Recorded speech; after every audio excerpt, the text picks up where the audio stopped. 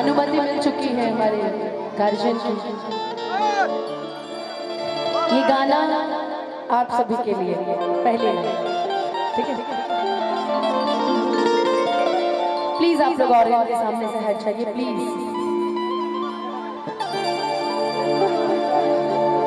तू हरे से बाटे राजा सिहुरवा में लाली मंगिया के हमरा करेला रखवारी कि झुमका झुलनिया